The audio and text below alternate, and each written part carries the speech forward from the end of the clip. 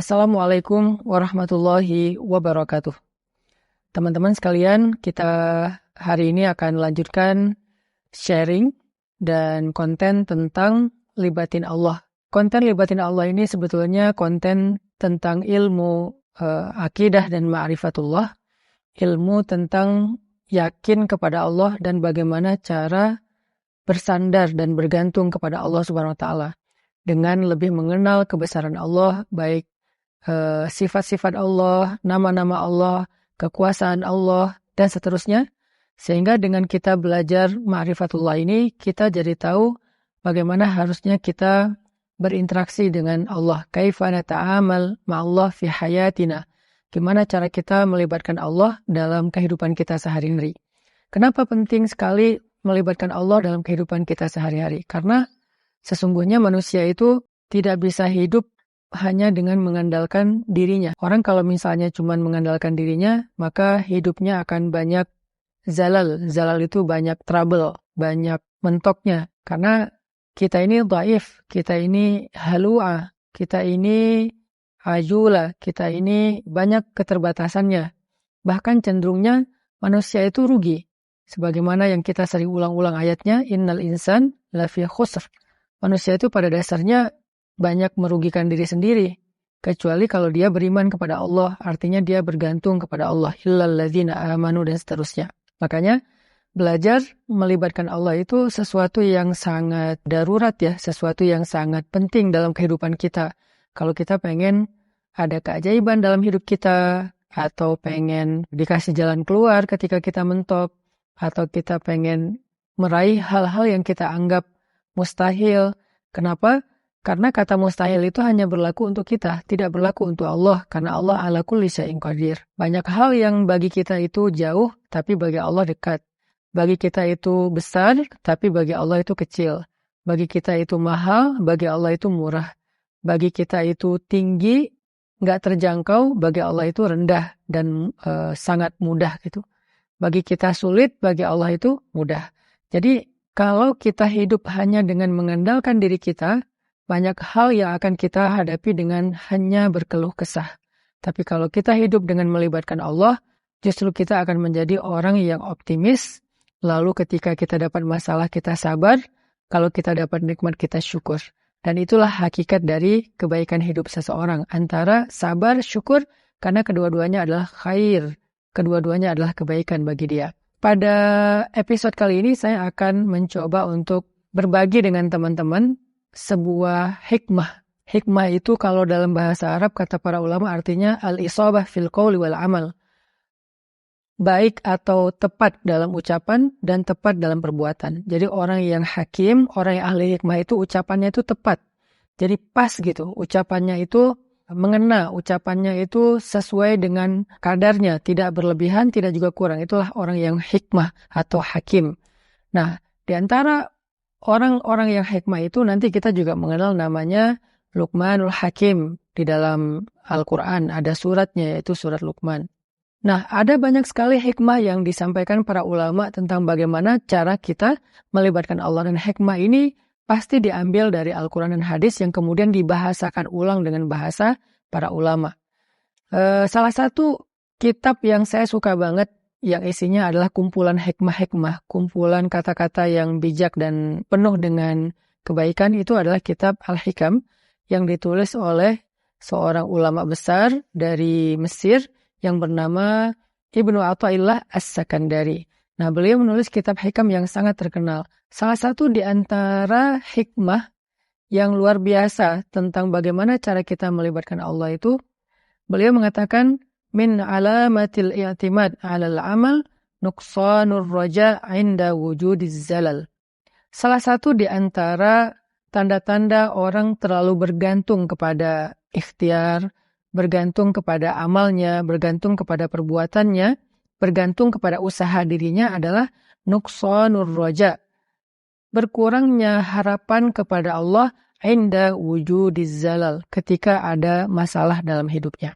Maksudnya apa? Seringkali kita gini, kita tuh jadi kayak berani berharap yang baik-baik kepada Allah kalau apa yang kita harapkan itu masih logis. Jadi kita kayak tahu gitu gimana cara mengikhtiarkan hal itu. Kita tahu bagaimana cara mendapatkan hal itu. Sehingga kita masih berharap pada Allah, ya Allah mudahkanlah saya. Misalnya kayak kita pede bisa dapat kerjaan. Atau misalnya kita udah ngerasa bahwa insya Allah saya layak mendapatkan pekerjaan itu. Sehingga kita mendaftar di sebuah perusahaan. Kita masih berharap pada Allah supaya Allah mudahkan urusan kita. Tapi ketika ternyata kita ditolak sana-sini, kita ketuk setiap pintu-pintu di bumi, ternyata nolak kita sehingga kita nggak punya kerjaan, kita tiba-tiba jadi putus asa, jadi nggak berharap lagi, jadi nggak optimis, karena ngerasa kayaknya pintu-pintu bumi udah tertutup. Karena ngerasa kayaknya ikhtiar kita itu udah mentok, kayaknya udah nggak ada lagi perusahaan yang bisa kita hubungi gitu. Sehingga ketika pintu-pintu di bumi udah tertutup, kita jadi berkurang juga harapan kita kepada Allah. Padahal orang yang baik dalam melibatkan Allah dalam hidup itu justru di saat pintu-pintu di bumi tertutup, dia masih berharap kepada Allah. Di saat itulah Allah terlibat. Jadi, jangan sampai ketika pintu bumi tertutup, manusia meninggalkan kita, jalan-jalan ikhtiar itu kayaknya udah mentok, kita jadi berprasangka buruk dan tidak lagi berani berharap yang baik-baik kepada Allah. Justru ketika keadaan kita lagi sulit, keadaan kita lagi mentok, pintu-pintu di bumi tertutup, manusia meninggalkan kita, justru saat itulah saat kita bisa melibatkan Allah seutuhnya, karena tidak tercampur dengan keyakinan kita kepada makhluk. Dan saat itulah saat yang paling ajaib, saat kita mentok. Maka harusnya ketika kita mentok, ketika kita merasa kayak nggak ada harapan di antara manusia atau di bumi, kita justru semakin besar harapannya kepada Allah Subhanahu wa Ta'ala. Dan itulah cara paling ajaib melibatkan Allah dalam urusan kita. Kayak masalah jodoh misalnya. Ada orang yang dia udah siap menikah, udah punya pekerjaan tetap, punya penghasilan yang baik, kemudian secara penampilan dia juga good looking, orangnya juga baik gitu. Terus dia suka sama seorang cewek. Datanglah dia untuk melamar cewek tersebut. Dan sepertinya cewek itu juga kayaknya perhatian sama dia. Sehingga dia nggak tahu GR apa enggak. Dia kayak berharap kayaknya nih udah waktunya nih saya serius dan melamar dia. Sebelum dia berangkat ke rumah calon istrinya, dia berdoa kepada Allah, ya Allah mudahkan urusan saya. Ya Allah semoga saya bisa menjadi suami yang baik bagi dia. Semoga lamaran saya diterima, bla bla bla. Dia berdoa kepada Allah, dia berharap pada Allah karena dia percaya bahwa ada jalan untuk mendapatkan yang dia inginkan.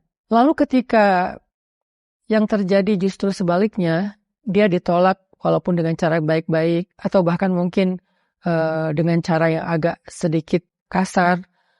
Perempuan itu menolak dia, atau calon mertuanya yang menolak, ayah dari perempuan itu yang menolak, atau mungkin ada banyak masalah lain yang terjadi sehingga nggak bisalah dia melamar perempuan itu. Apakah dia masih berharap kepada Allah? Kalau dia sudah tidak lagi berharap pada Allah, berarti selama ini dia sebetulnya lebih bergantung kepada ikhtiarnya, kepada usahanya daripada kepada Allah. Makanya tidak terjadi keajaiban. Bukan begitu cara melibatkan Allah. Justru ketika lamarannya ditolak, saat itulah dia bisa mengandalkan Allah seutuhnya. Karena tidak bisa lagi mengandalkan good looking, tidak bisa lagi mengandalkan mapan, tidak bisa lagi mengandalkan ikhtiar-ikhtiar manusiawi. Saat itulah dia seutuhnya bisa mengandalkan Allah, dan itulah cara melibatkan Allah untuk mendapatkan keajaiban dalam hidup. Sehingga jangan berputus asa dan jangan nyerah. Kalau nggak bisa mengetuk pintu hati manusia, maka ketuklah pintu rahmat Allah Subhanahu wa Ta'ala. Dan Allah lah yang membolak-balikan hati. Kalaupun nggak perempuan itu, Allah akan gantikan dengan perempuan lain yang lebih baik daripada dia untuk kita. Artinya nggak boleh berhenti berharap kepada Allah. Justru berharap kepada Allah di saat kita sedang sulit, itulah cara paling ajaib mendatangkan keajaiban Allah Subhanahu wa Ta'ala. Ada nasihat dari kisah Nabi Yusuf alaihissalam di dalam surat Yusuf, ketika Nabi Yakub meminta kepada anak-anaknya mencari Nabi Yusuf dan mencari adik mereka yaitu Bunyamin. Nabi Yakub bersabda, "Ya bani yadhhabu fatahassasu min Yusuf wa akhihi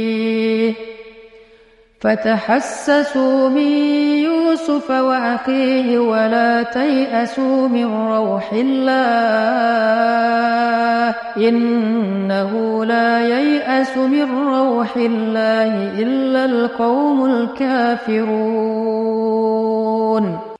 Wahai anak-anakku, kata Nabi Yakub, pergilah dan carilah kabar tentang Yusuf dan saudaranya itu Bunyamin. Dan janganlah kalian berputus asa dari rahmat Allah, dari pertolongan Allah, dari campur tangan Allah, dari keajaiban di sisi Allah. Sesungguhnya tidak ada yang berputus asa dari rahmat Allah kecuali orang-orang yang mengingkari kebesaran Allah, orang-orang yang tidak beriman. Jadi ciri di antara orang yang beriman itu tidak berputus asa. Dan kalimat putus asa ini tidak akan muncul kalau tidak ada zalal, tidak ada masalah, kalau nggak mentok. Nggak mungkin dong kita berputus asa sementara jalan masih terbuka lebar, segalanya masih normal, semuanya masih sesuai prediksi kita. Itu nggak ada alasan kita berputus asa. Justru alasan berputus asa itu ketika kita punya masalah, mentok, trouble, error, bla bla bla. Justru saat itulah kita rentan dengan putus asa. Nah, orang yang beriman di saat itu justru mereka bertambah yakin kepada Allah. Tidak menjadi orang yang yai'as, menjadi orang yang berputus asa atau yusi'udzon billah, mereka berburuk sangka kepada Allah. Wa tadhunnuna billahi dzunun. Kalian berprasangka kepada Allah dengan prasangka yang tidak pantas. Kenapa? Karena orang beriman tidak pernah berhenti berharap kepada Allah yang baik-baik. Bahkan ketika ada masalah paling berat dalam hidupnya, saat itulah dia semakin berharap kepada Allah dan semakin bergantung kepada Allah. Dan saat itulah keajaiban Allah terjadi. Coba renungkan firman Allah di dalam surat An-Naml ayat 62. Bismillahirrahmanirrahim. Amman yujibul muttarra idza da'ah. Amman yujibul muttarra idza da'ahu wa yakshifus su' wa yaj'alukum khulafa'al ardh. أإله مع الله قليلا ما تذكرون. Siapakah yang akan memperkenankan doa orang-orang yang sedang kesulitan jika dia berdoa kepada Allah dan kemudian menghilangkan keburukan dari mereka dan menjadikan kalian sebagai pemimpin-pemimpin di muka bumi? Apakah ada ilah yang patut disembah bersama dengan Allah? Qalilan ma tazakkarun. Sedikit sekali apa yang kalian mengerti. Siapakah yang akan menjawab doa orang yang ketika muttar? Apa itu muttar? Muttar itu artinya orang yang sedang dalam kesulitan yang luar biasa. Muttar itu artinya orang yang sedang dalam kesusahan yang sangat besar. Muttar itu artinya orang yang udah mentok, itulah muttar. Maka amma yujibul muttar, siapa yang akan bisa menjawab panggilan orang yang sedang muttar, yang memanggil ya Allah, ya Allah, ya Nasir, ya Azim, ya Aziz, ya Rabbal Alamin, ya Rabbi. Siapa yang akan menjawab panggilan ketika ada yang memanggil dalam keadaan kesulitan ya Allah selain Allah Subhanahu wa Ta'ala? Hanya Allah yang bisa menjawab. Ketika manusia tidak bisa menjawab, orang tua nggak bisa menjawab, teman-teman nggak bisa menjawab, mereka nggak ngangkat telepon, nggak ngebalas WA, nggak ada yang mau membantu kita, nggak ada yang yujib.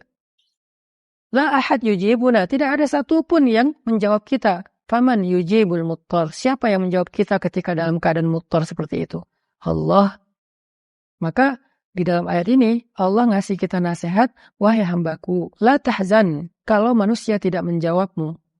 La tahzan kalau manusia tidak memenuhi panggilanmu. La tahzan kalau manusia meninggalkanmu, mengabaikanmu. La tahzan kalau mereka berpaling dari kamu. Kenapa? Aku tidak akan pernah meninggalkanmu. Aku tidak akan pernah menyia-nyiakanmu. Wadduha wal laili idza saja. Ma wadda'aka rabbuka wa ma qala. Ma wadda'aka rabbuka wa ma qala. Tuhanmu tidak pernah meninggalkanmu dan tidak benci kepadamu, wahai hambaku. Walaupun kamu pendosa sekalipun. Ada 3 kondisi di mana seseorang itu doanya tidak ada hijab dengan Allah. Salah satu di antara 3 kondisi itu adalah ketika orang ini terzolimi. Orang yang terzolimi, walaupun dia pendosa, walaupun dia ahli maksiat, walaupun dia orang yang selama ini jauh dari Allah, tapi ketika dia dalam keadaan terzalimi, dalam keadaan susah, dalam keadaan dianiaya, dia berdoa, doanya nggak ada hijab dengan Allah loh. Walaupun dia selama ini nggak pernah sholat. Walaupun selama ini dia nggak puasa. Walaupun selama ini dia nggak berhijab. Walaupun selama ini dia nggak pernah buka Al-Quran. Walaupun selama ini dia nggak pernah mengingat Allah. Tapi dalam kondisi ketika dia muttar, terzalimi, susah, maka tidak ada hijab antara dia dengan Allah ketika dia berdoa. Kenapa? Itulah istimewanya keadaan ketika orang terzalimi atau muttar. Allah nggak ngelihat dia puasa atau enggak. Allah nggak ngelihat dia sholat apa enggak. Yang Allah lihat dia memanggil Allah atau enggak. Makanya hati-hati kata Nabi dengan doa orang yang terzalimi. Walaupun orang yang terzalimi ini ahli maksiat, kalau dia terzalimi, lalu dia berdoa kepada Allah, doanya nggak ada hijab. Sehingga Allah berfirman, amma yujibul muttar. Siapa yang menjawab orang-orang yang sedang susah ketika dia memanggil Allah, idza da'ah wa yakshifus su', lalu Allah menghilangkan kesusahan darinya. Bahkan Allah menjadikannya sebagai pemimpin. Artinya Allah berikan kepada dia kemuliaan, kekuasaan, dan segala kebaikan-kebaikan dalam hidup. Siapa? Allah. Masih ingat nggak dengan kisah seorang laki-laki solih yang melakukan perjalanan? Lalu di tengah jalan dia dirampok. Karena di zaman dulu itu kan banyak perampok atau begal di tengah jalan. Ketika dia dirampok, dia bilang kepada perampok itu, wahai rajul, wahai laki-laki, ambillah apa yang kalian inginkan, biarkan aku kembali kepada keluargaku, kepada anak dan istriku, mereka menungguku. Kata perampok ini, adapun harta-harta ini sudah pasti bisa kami ambil, tetapi berikutnya yang kami inginkan adalah membunuhmu. Kamu tidak akan bisa melanjutkan perjalanan. Maka laki-laki ini pas tahu bahwa dia nggak punya harapan untuk meloloskan diri, dia udah dipegang sama mereka, tinggal dipenggal, dia bilang, kalau begitu beri saya waktu sebentar saja untuk sholat 2 rakaat. Setelah itu lakukan apa yang kalian inginkan.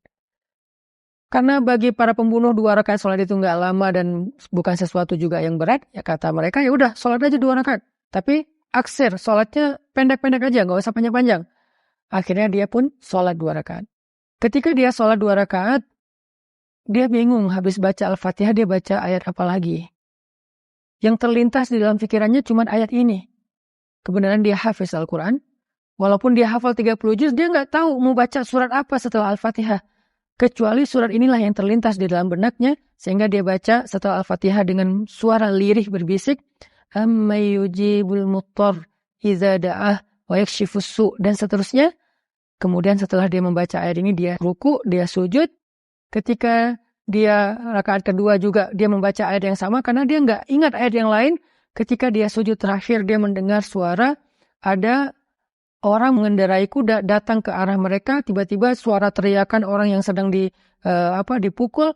Lalu setelah itu kuda itu menjauh pergi, dan ketika dia bangkit dari sujudnya, dia tahiyat, dia salam. Selesai dia salam ke kiri, dia ngelihat para perampok-perampok itu dalam keadaan telah terkapar dan dalam keadaan tidak bernyawa. Kemudian setelah itu dia bertanya kepada laki-laki yang mengendarai kuda, ya fulan, man ant, siapa kamu, siapa kamu? Orang itu menjawab, aku adalah utusan dari zat yang mendengar dan menjawab panggilan orang yang memanggilnya. Aku adalah utusan zat yang menjawab orang yang memanggilnya. Yang menjawab siapa yang dalam keadaan susah yang memanggilnya, yaitu utusan Allah SWT.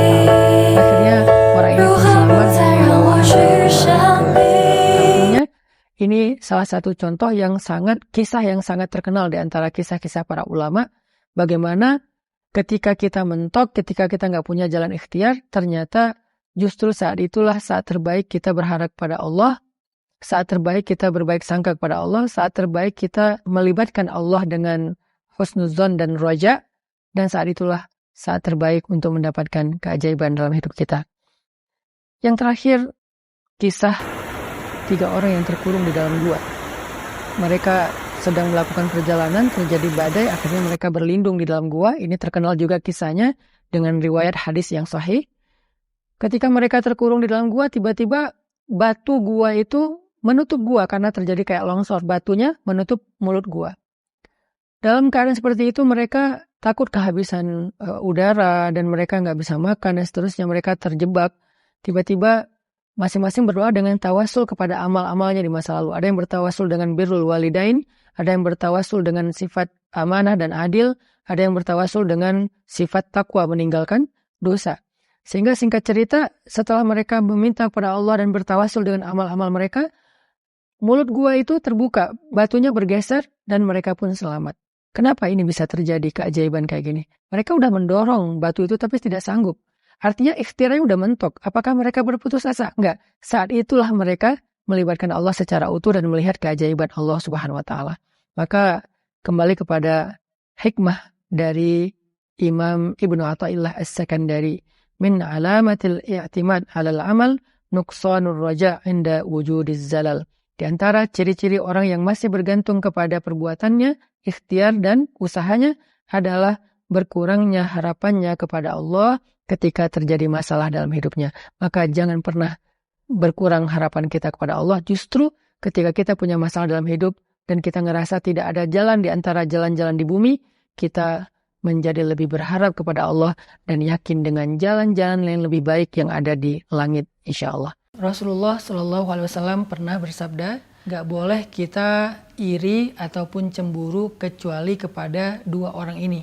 Salah satu di antara dua orang ini adalah orang yang Allah berikan harta yang berlebih, kemudian dia menghabiskan harta itu di jalan Allah SWT. Ini orang yang layak kita cemburui. Bahkan ini termasuk di antara rasa cemburu yang berpahala malah. Jadi artinya kalau misalnya kita cemburu kepada orang kayak gini, kita dapat pahala dari rasa cemburu kita, apalagi kalau kita meniru. Makanya dulu di antara para sahabat miskin pernah ada yang curhat ke Nabi gini, ya Rasulullah, orang kaya itu memborong pahala. Kata Nabi, kaifa dzalik? Gimana maksudnya? Kalau kami sholat, mereka sholat. Kalau kami puasa, mereka puasa. Kalau kami zikir, mereka zikir. Kalau kami baca Quran, mereka baca Quran. Tapi kalau mereka sedekah, kami nggak bisa sedekah. Sehingga mereka memborong pahala. Nabi tersenyum, artinya memang Nabi senang dengan kecemburuan ini. Artinya di antara kita tuh memang harus punya sifat cemburu kepada kebaikan. Bukan kepada kekayaannya, tetapi kepada sedekahnya. Untuk itu, saya pengen terus mengajak teman-teman sekalian, jamaah sekalian, yuk kita jadikan sedekah sebagai hobi kita, sebagai amal istiqomah kita sampai akhir hayat kita. Berapapun yang bisa kita berikan, tapi ada rasa ingin memberi lebih. Nah, bagaimana cara biar sedekah ini menjadi pahalanya berlipat ganda, pahalanya bukan hanya seangka yang kita berikan, maka bersedekahlah secara jama'i, secara berkelompok, berjamaah, jangan sendiri. Kalau kita sedekah sendiri, misalnya kita punya uang, kita kasih kepada seseorang, lalu dia pakai makan, maka pahala kita sebesar yang kita berikan. Tapi kalau kita sedekah berjamaah dalam sebuah proyek, sehingga manfaatnya bisa lebih, maka pahala kita bukan seberapa yang kita berikan, tapi pahala kita seberapa besar manfaat dari total sedekah tersebut, karena dia diakumulasi. Misalnya kita bangun masjid. Bangun masjid kan nggak mungkin kita bangun sendiri ya, pasti kolektif sama yang lain. Kita ngasih 100.000, kita ngasih 1 juta, sementara untuk bangun masjid butuh sekian M. Sebutlah kayak Masjid Rohilah, kita butuh dana sekitar 4 miliar. Sekarang kita baru selesai 2 miliar, masih setengah lagi. Maka uang kita tuh cuma 1 juta. Tapi kebutuhan dananya tuh 4 miliar. Ketika dikolektifkan mencapai angka 4 miliar, insya Allah 4 miliar itu akan menjadi sebuah masjid yang layak, masjid yang luas, masjid yang menampung 1.000 jamaah setiap hari, yang di dalamnya dipakai amal soleh mulai dari sholat, ibadah, Quran, ta'lim, ilmu, dakwah, dan banyak lagi kebaikan yang lain. Kita tuh dapat pahala kolektif, teman-teman. Itulah bedanya beramal sendiri dengan beramal berjamaah. Sama kayak sholat sendiri dengan sholat jamaah. Sholat sendiri dapat 1 pahala, sholat jamaah dapat 27 pahala. Begitu juga sedekah. Kalau kita sedekah sendiri, uang kita kasih kepada orang yang membutuhkan, baik. Dan kita dapat pahala dari sedekah itu. Tapi kalau kita sedekah berjamaah untuk sebuah proyek, baik itu membangun masjid, membangun sekolah, menyantuni anak yatim atau orang miskin, tapi sifatnya jamaah, kita dapat pahala dari kebermanfaatan yang lebih besar itu secara kolektif. Maka ayo kita sama-sama terlibat dalam proyek langit membangun Masjid Rohilah atau Masjid Pemuda yang ada di pesantren. Semoga dengan sedekah kolektif kita akan mendapatkan akumulasi pahala yang besar dari setiap amal soleh yang dilakukan di Masjid Rohilah. Di Masjid Rohilah itu setiap awal bulan Hijriah kita mengadakan khatam Al-Quran 30 juz dalam sehari dan juga doa-doa. Di akhir waktu khatam Al-Quran, kita mendoakan orang yang punya saham dalam membangun masjid, yang punya kontribusi dalam membangun masjid. Kita doakan orang-orang tua kita, guru-guru kita, dan kita mengharapkan yang terbaik dari pahala-pahala untuk mereka semuanya. Sehingga membangun Masjid Rohilah bukan sekedar membangun fisik, tetapi membangun rumah kita di surga insya Allah. Barakallahu fikum.